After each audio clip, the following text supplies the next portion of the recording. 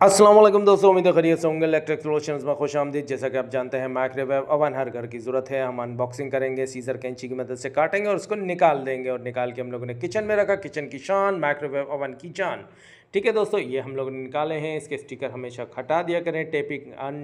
Tapping हमेशा हटा के इसको इस्तेमाल किया करें। ग्लास डोर नहायत मजबूत रहता है, लेकिन इस चीज़ का ख्याल रखें कि बच्चों की पहुंच से हमेशा दूर रखें। ये नहायत ख़तरनाक रहता है कि इसमें हीटर लगा होता है।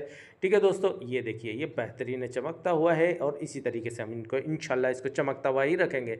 सिंगल फेस 220 सप्लाई पे इसको लगाएंगे, क्योंकि 2 पिन प्लग है, इसका मतलब है सिंगल फेस का है। इसको एहतियात से ऑन करेंगे। इसके बाद ये टाइमर है, टाइमर को हम घुमाएंगे। घुमाते साथ ही देखिए आपके सामने माइक्रोवेव ओवन हमारा ऑन हो गया। नीचे की तरफ 3 रॉड्स, ये इसकी सेटिंग है। ठीक है, हम अभी इसकी तरफ बात नहीं करेंगे। हमने सिर्फ टाइमर को ऑन किया। जो चीज़ आपने पकानी होती है उसकी तरफ ये बल्ब है, इसका मतलब है कि इसमें सप्लाई आ रही है।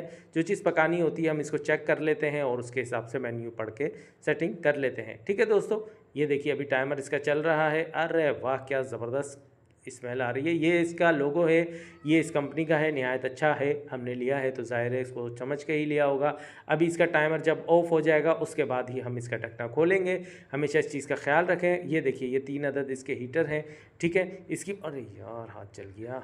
ज़रा सा भी टच हुआ, करीब से भी गुजरा तो हमारा हाथ जल गया। अंदाज़ा लगाइए कि किस कदर ख़तरनाक चीज़ रहती है, ये हीटर होता है। ठीक है दोस्तों, हमेशा इस चीज़ की तरफ ख्याल रखें और अपने बच्चों को भी हिफाजत रखें। अल्लाह हाफ़िज़।